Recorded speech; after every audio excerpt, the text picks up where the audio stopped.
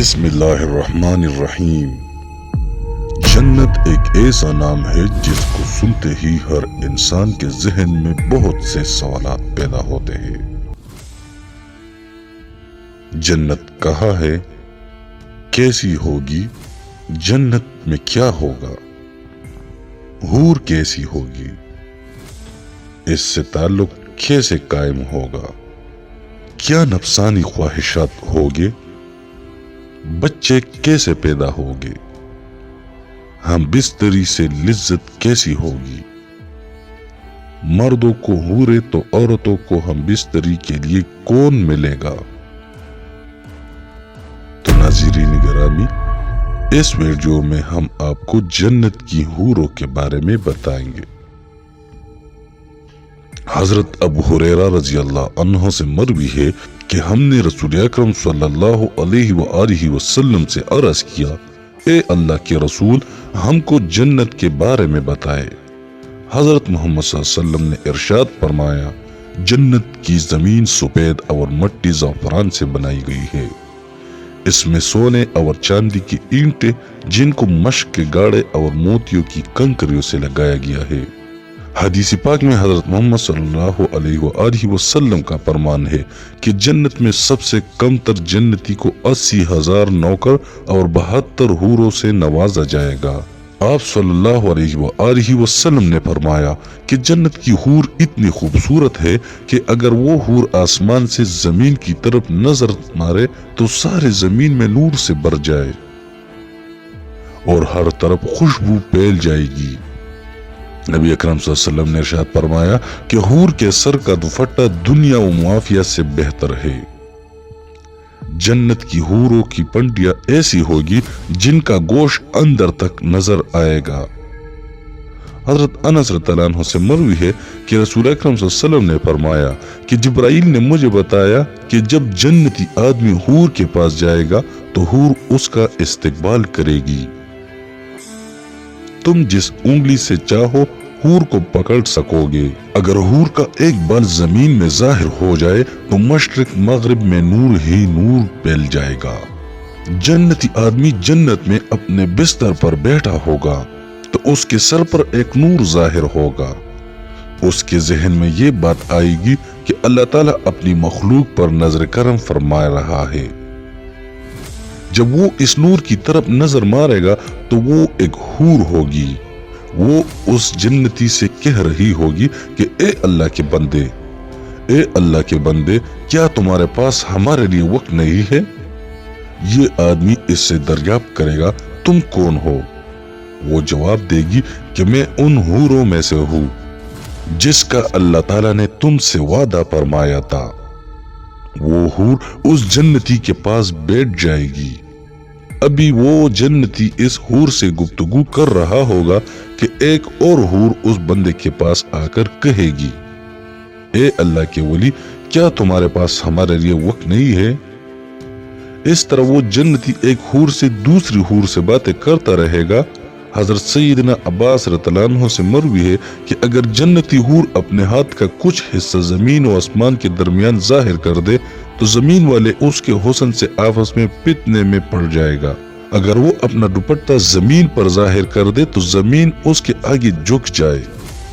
اگر وہ اپنا چہرہ ظاہر کر دے تو زمین و آسمان کی ہر چیز ظاہر ہو جائے گی۔ اس کے بعد فرمایا، اگر جنت کی کوئی خاتون اپنا تھوک سمندر میں ڈال دے تو سارے سمندر شہد سے بھی زیادہ میٹھے ہو جائے گی۔ یہاں سوال یہ پیدا ہوتا ہے کہ مردوں کو جنت میں حوریں عطا کی جائے تو پھر جو عورتیں جنت میں جائے گی ان کو کیا ملے گا؟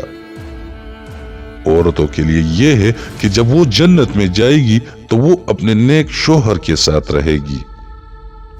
وہ عورت اپنے شوہر کو ملنے والی جنت کی سب حوروں کی سردار ہوگی۔ اللہ تعالیٰ نے اس عورت کو تمام حوروں سے خوبصورت بنا دے گا۔ یہ دونوں میاں بیوی ایک دوسرے کے ساتھ بہت زیادہ پیار کریں گے۔ یہ دونوں میاں بیوی جنت میں رہے گے۔ جو عورت کنواری پوت ہو جائے گی اس کو جنت میں اختیار دیا جائے گا کہ وہ جنت میں جس مرد کے ساتھ چاہے گی اس کا نکاح اس مرد کے ساتھ کر دیا جائے گا۔ ایک عورت نے حضرت محمد صلی اللہ علیہ وسلم سے دریافت کیا، جب کسی عورت کا شوہر فوت ہو جاتا ہے، ہم اس کے بعد دوسرے سے نکاح کر لیتی ہے، ان میں سے جنت میں اس عورت کا شوہر کون ہوگا؟